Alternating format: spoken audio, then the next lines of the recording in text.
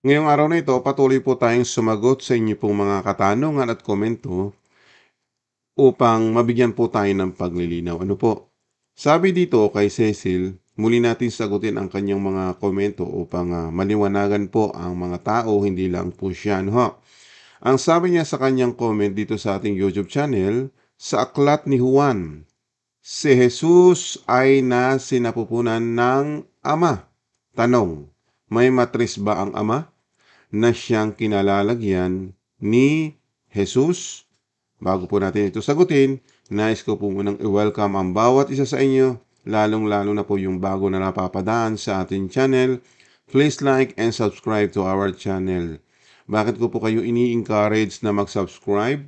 Wala pong masama ang pag-subscribe dahil makakapulot naman po kayo ng naaral mula sa ating Panginoong Hesus sapagkat ito ay magbibigay sa atin ng bagong pagkatao, panibagong diwa na kung saan ay makakaunawa sa mga bagay na espiritual. At ngayon po, bago tayo magpatuloy, balikan natin itong tanong na ito na kung saan ay mabigyan po ng linaw ang bawat isa na kung saan ang pagkakilala sa Panginoong Diyos ay nasa literal na bagay. Ano? Sapagkat ang Diyos ay Espiritu. Ang sinasabi ng kasulatan ay ito, basahin natin sa mga sulat ni Juan. Juan chapter 4 verse 23, basahin natin. Datapwat, dumarating ang oras at ngayon nga, nasa sambahin ng mga tunay na mananamba ang Ama sa Espiritu at katotohanan, sapagkat hinahanap ng Ama ang mga gayon na maging mananamba sa Kanya. Tuloy po natin sa verse 24.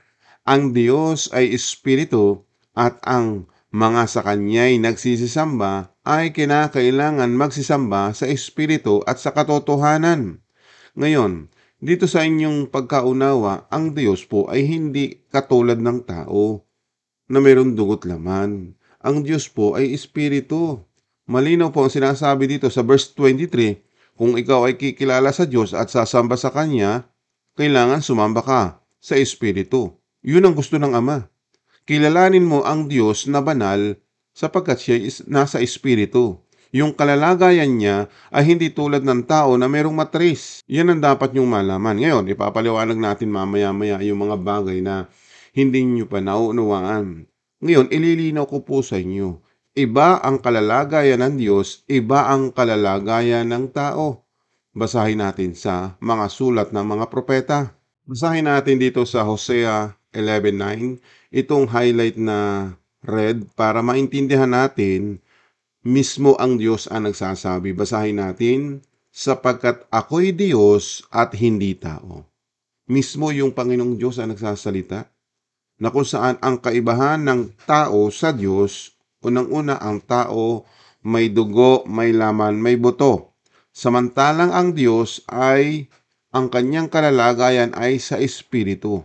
Espiritual po, walang dugo, walang laman, walang buto. Malinaw po ba? So yun po ang pagkakaiba natin. Kaya huwag nating iisipin na siya ay merong matris. Yan ang dapat nyo malaman na kung saan ay hindi po magkakaroon ng matris kasi inililiteral ninyo at ikinukumpara ninyo ang Diyos sa tao. Kaya huwag naman po gano'n ang ating diwa na kung saan ang Diyos ay base sa inyong mga tanong ay magkakaroon tayo ng ganitong diwa. Mali po ang ganyang kaisipan na kung saan yung tanong mo dito, may matris ba ang Ama? Yung Amang makapangyarihan po, yung Espiritong yun, yung Diyos Ama na banal. Siya po ay nasa Espiritu, walang dugo, walang laman. Iyan po ang kanyang kalalagayan. Malinaw po ba? Ngayon po, Cecil, para makatulong po ang channel na ito para sa inyo, no, at hindi lang sa inyo, maging doon sa mga kasamahan ninyo at iba pa na kung saan ay makakapakinig po ng mga aral mula sa ating Panginoon Kristo, ay matauhan at makilala ng lubusan at maunawaan yung mga nakasulat. Ito pong inyong katanungang ito ay baka nalilito po kayo doon sa mga pangungusap na mababasa natin sa mga sulat ni Juan. Ano? Kasi dito sa tanong po ninyo, kung uulitin natin, si Jesus ay nasa sinapupunan ng Ama. Kasi ang inyong kaisipan, dahil ang kalalagayan ng ating Panginoong Hesukristo at nung Ama, tandaan po natin, nasa eternity sila ang kanilang kinalulugaran. Ano ho? Ibig sabihin, kapag nasa eternity, walang dugo, walang laman. Kaya yung salitang sinapupunan ay hindi agad natin maunawaan kasi nasa mundo tayo ng bagay na literal, nahahawakan, nakikita. Nakita po ninyo, pagdating po ba sa eternal, iba na po ang paningin doon. Di ba? Iba yung mata na gagamitin doon sa eternity. Kasi yung mata natin dito, pang mundo, mayroon tinatawag na limited. Pwede itong malusaw, matunaw, masira. Kaya yung mata na kung saan sa eternity na wala ng kabulukan, wala ng kasiraan. Malinaw po ba? Kaya yung sinapupunan, kung ililitar ninyo, may kasiraan yun. Kaya uunawain po natin dito sa mga sulat ni Juan, yung itinatanong ninyo para mawala sa inyong kaisipan yung ganyang mga hindi tamang diwa. Ano ho? Kasi mali po yung ganyang diwa na kung saan ay ikukumpara natin yung Diyos sa tao. Ngayon, ilinaw natin, bakit ginamit yung salitang sinapupunan dito sa aklat ng Juan? So, babasahin natin yung Juan chapter 1 verse 18 para nang sa ganun ay maintindihan natin. Ito po ang nilalaman, basahin natin. Walang taong nakakita kailanman sa Diyos ang bugtong na anak na sinapupunan ng Ama, siya ang nagpakilala sa Kanya. Dito po kayo nalilito, no? Ngayon, ililinaw natin. Kasi ang aking pong pagpapaliwanag ay hindi magmumula sa aking sarili. Bumabasa ako ng ibang salin para makita natin yung translation na malapit doon sa salitang sinapupunan. Ano? So, babasa po tayo sa isang salin na Tagalog ang Biblia. Tingnan naman natin dito sa pangungusap na ito. Ang sinasabi naman po dito, no? Diyan din po, huwag tayong aalis dyan sa talatang yan para magbigay ng linaw sa ating mga hindi nakakaunawa. Kaya narito yung channel para naman makatulong doon sa maihina ang pangunawa, no? Upang mailinaw, maipaunawa sa pamamagitan din ng kasulatan. Basahin natin ito. Tagalog ang Biblia. Ito po naman ay version po na dito tayo magbabasa. Basahin natin. Walang sinumang nakakita kailanman sa Diyos. Ang Diyos na tanging anak na nasa kandungan ng Ama ang nagpakilala sa Kanya. Ngayon, kung papasinin po ninyo, ano yung una nating binasa? Sinapupunan. Dito sa translation na ito, nabago ba? Nabago yung salita. Nagkaroon ng salitang kandungan. Ibig sabihin, yung sinapupunan at salitang kandungan, magkapareha po ba? Di ba medyo malayo na? Pag kandungan, nasaan po yung kandungan natin? Pag ang bata ba, kinakandong natin, nasaan? Di ba? Kinakandong natin yung bata kung ito ay nag-aalaga ng bata. Hindi eternal. Di ba? Nasa labas, inaalagaan mo. Ibig sabihin, dito sa talatang ito, nagbigay ba ng maling interpretasyon yung manunulat o yung nag-translate? Huwag muna natin iisipin yun. Uunawain natin. Yung bang salitang sinapupunan at yung salitang kandungan, malayo ba? Malayo kung sa spelling. Pero kung unawain natin, yung sinapupunan, ngayon, unawain muna natin sa literal. Dahil ang salitang sinapupunan ay naisip natin ay ito ay sa babae. Kasi mayroong sinapupunan, yung tinatawag na bahay bata, na kung saan doon nabubuo yung sanggol. Tama po ba? Kaya sinapupunan. Ngayon, dito naman sa translation ng Tagalog ang Biblia, may nabasa naman tayong kandungan. O, di ba? Ikinakandong, ibig sabihin, nasa labas po yun. Ano? Para maintindihan lang natin. Kinakandong, inaalagaan. Ngayon, dahil may isa pang translation tayong babasahin, kaya titingnan natin ang bawat translation kung alin ang pwede nating ipasok sa ating diwa. Kaya sa pag-aaral po ng kasulatan, Kasi kasi po may mga kanya-kanyang translation, doon tayo makakakuha ng tamang diwa na kung saan pagkukumparahin natin yung mga translation kung alin ang matatanggap nating diwa. Ano ha? Huwag tayong po-focus lang doon sa isa.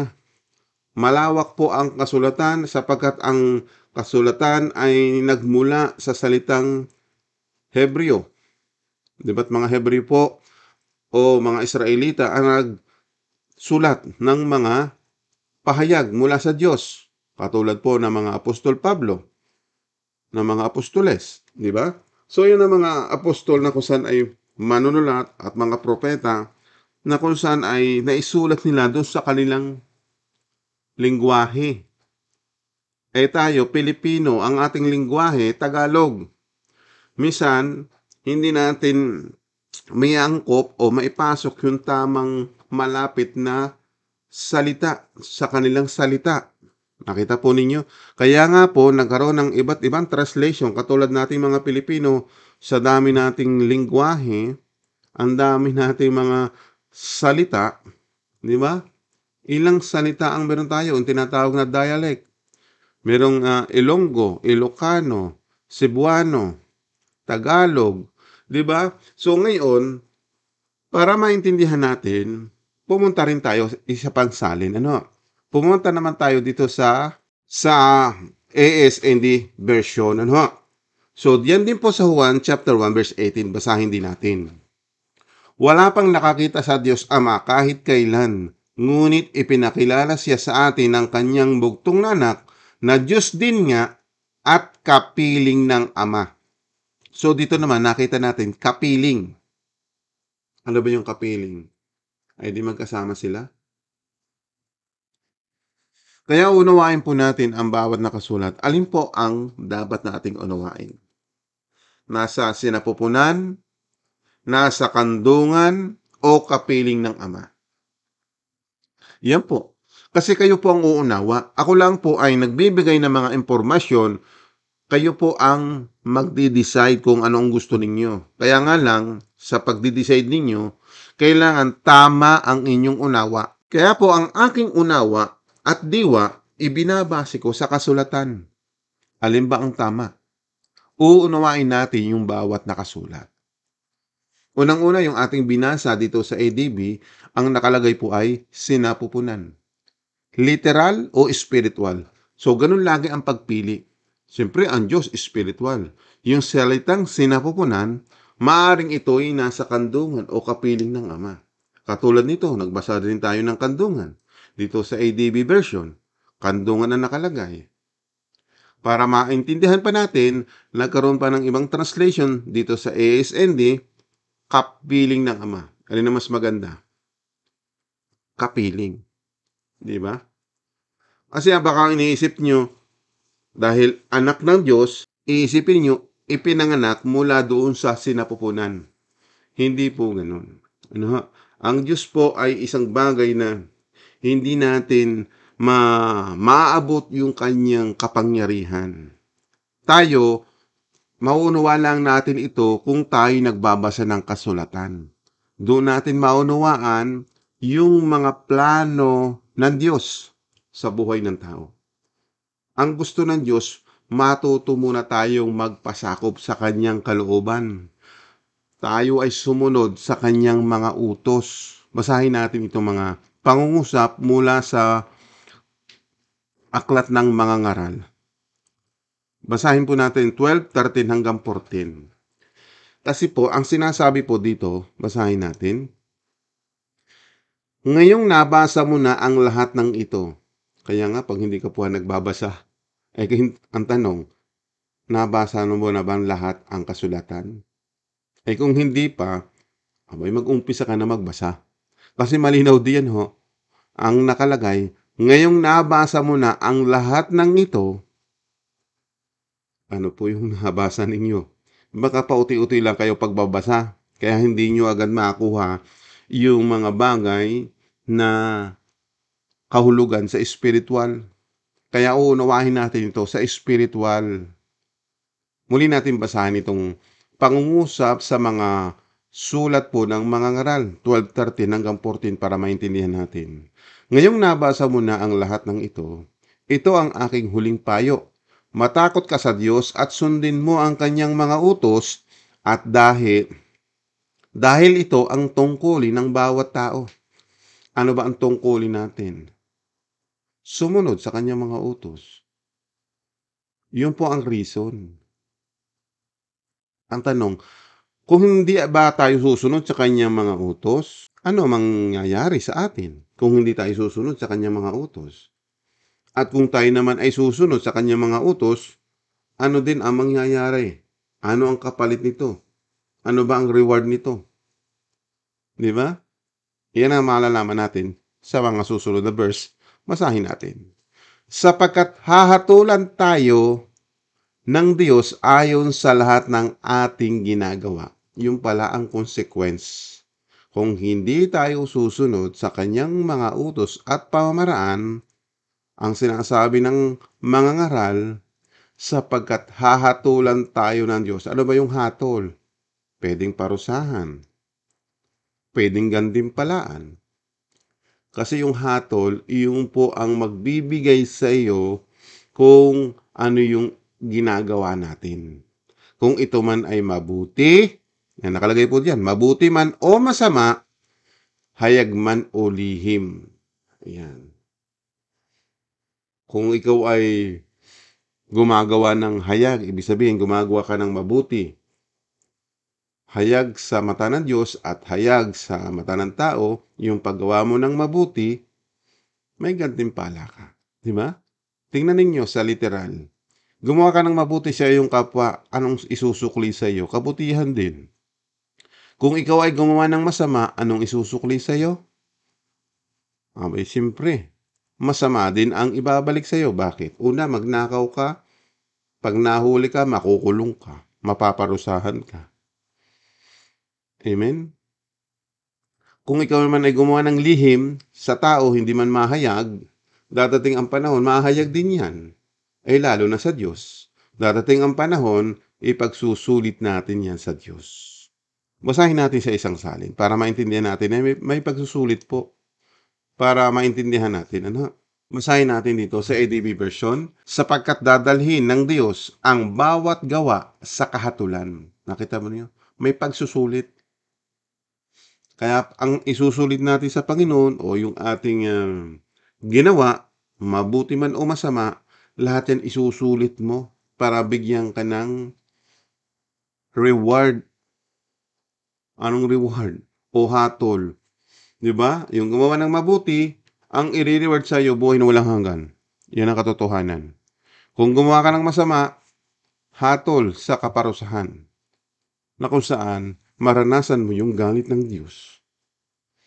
Ang Diyos sa panahon natin ngayon, kahit gumawa ka ng kasalanan, hindi man agad-agad ikaw pinaparusahan.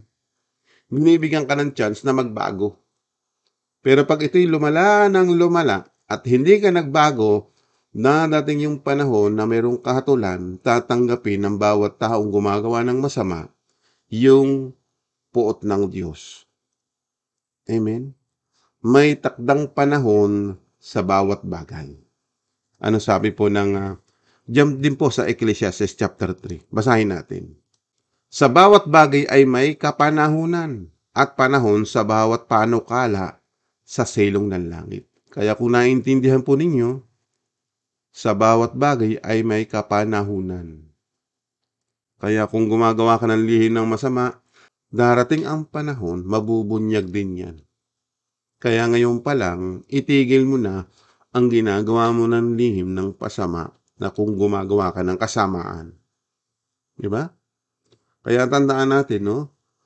Huwag tayong matakot kung tayo gumagawa ng mabuti. Matakot ka kung gumagawa ka ng masama. Amen? So ngayon, balik tayo sa inyong tanong upang mabigyan pa natin ito ng paglilinaw. Malinaw na ba sa iyo ang mga bagay na ito, kaibigan Cecil? Yung mga bagay na kaisipan natin, huwag nating ililiteral sa Diyos. Yung pagkakilala natin sa Diyos, siya po ay nasa Espiritu, siya ay banal, Siya ay makapangyarihan, kaya magkaroon tayo ng takot sa Diyos. Amen po ba? So, naging malinaw po ba sa iyo? So, binigyan lang kita ng mga bagay-bagay na maintindihan mo. Kasi kung ang pagkakilala mo sa Diyos ay tulad ng taong may matris, ay hindi mo nakikilala ang tunay na Diyos na iyong pinaglilingkuran. Unang-una, kung gusto mong maglingkod sa Diyos at iba ang pagkakilala mo sa Diyos at hindi mo pala kilala ang Ama, maka mabigyan ka ng parusa. Kasi ang gusto ng Diyos, kilalanin natin siya. Basahin natin ang nakasulat. Kaibigan Cecil, unawain mo itong aking mga babasahin sa Aklat ng Kawikaan, no? Para matutunan ng lahat, hindi lang po kayo, no? Ang sinasabi dito, anak, huwag mong kalimutan ang mga itinuturo ko sa iyo. Ingatan mo sa iyong puso ang mga inuutos ko, sapagkat ito ang magpapahaba at magpapaunlad ng iyong buhay. Manatili kang mapagmahal at matapat. Alalahanin mo itong lagi at itanim sa iyong isipan. Kapag ginawa mo ito, malulugod ang Diyos pati na ang mga tao. Magtiwala ka ng buong puso sa Panginoon at huwag kang manalig sa iyong sariling karunungan. Alalahanin mo ang Panginoon sa lahat ng iyong ginagawa at ituturo niya sa iyo ang tamang landas. Ngayon, basahin natin sa isang salin. Kilalanin mo siya sa lahat ng iyong mga lakad at kanyang ituturo ang iyong mga landas. O, di ba? Ang gusto ng Diyos, kilalanin siya. Kung hindi mo siya kikilalanin, tulad ng ibang tao na kung saan ay nabuhay na lang sa mundo, hindi niya kinikilala yung Diyos na walang sa kanya. Di ba? Ay isang bagay na hindi, alam nyo, ang mga taong ganun, talagang ayaw nilang kilalanin. Marami ngayon, mga taong ayaw kilalanin ng Diyos. Bakit? Kasi ang gusto nila, gawin nila ang gusto nila. Kasi nga po, kapag kinilala mo ang Panginoong Diyos, kailangan mong magpasakop sa kanyang palatuntunan, sa kanyang mga nais at gusto. Kasi po yun ang mga taong ayaw magpasakop sa Diyos. Kasi nga po, pag tayo'y nagpasakop sa Diyos, kailangan natin mag-undergo sa kanyang palatuntunan. Iyon ang dapat yung maintindihan. Kaya minsan, ang mga aral at turo ng ibang mga ngaral malayo sa aral at turo ni Kristo. Kasi po, pag sila'y nangangaral, kailangan mag-under kayo sa kanilang mga gusto. Amen? Kaya ingat po kayo sa pagsama ninyo sa inyong mga inaanibang iglesia. Baka yung mga pamaraan at utos mula sa tao, hindi mula sa Diyos. Sapagkat ganito ang sinasabi sa mga sulat ni Apostol Pablo, basahin natin. Roma 10:1. Mga kapatid, ang nais ng aking puso at ang aking panalangin sa Diyos ay patungkol sa kanila upang sila'y mangaligtas. Sapagkat sila'y pinatutuhanan ko na may mga pagmamalasakit sa Diyos, dadapot hindi ayon sa pagkakilala, sapagkat sa hindi nila pagkaalam ng katuwiran ng Diyos at sa pagsusumakit na maitayo ang sarili nila ay hindi sila napasakop sa katuwiran ng Diyos. Tandaan po ninyo, may mga ganyang nangangaral at nagtuturo sa halip na aral at turo at katuwiran ng Diyos ang ituro, yung sarili nilang pamamaraan ang ginagawa. Amen? Ngayon, basahin natin sa isang salin. Ito'y sa dahilang hindi nila alam kung paano itinuturing ng Diyos na matuwid ang isang tao, nagsikap silang gumawa ng sariling pamamaraan sa halip na sundin nila ang pamaraan ng Diyos. Iyan po ang nakakalungkot. Kaya kaibigang Cecil, yung ganyan mga kaisipan, hindi nagpapasakop sa kalooban ng Diyos. Bakit po? Dahil ayaw nilang kilalanin yung Ama na makapangyarihan sa lahat. Amen? Siya po ay nasa Espiritu. Unang-una, nasagot na po natin itong tanong ninyo, walang matris ang Ama. Kung literal na matris ang inyong iniisip ay himali po. Unawain lang ninyo sa kasulatan, ang malinaw po, kasama ng Ama yung Panginoong Hesus mula pa sa pasimula. Okay na po ba yon? Sana po'y nakaunawa po kayo sa mga ganitong pag-aaral ng kasulatan. Naway napakinggan ninyo po ang mga aral at turo ng Panginoong Hesus na nabasa natin sa kasulatan. Sana po'y natanim sa ating puso at isipan ang pangunawang espiritual. Sumayin niyo po ang biyaya at pagpapala ng ating Panginoon Diyos na buhay at ibalik natin sa Diyos Ama ang kapangyarihan, kabanalan at kapurihan at sa kanyang bugtong anak na si Jesucristo. Hanggang sa muli po ng ating pag-aaral, to God be the glory. Amen.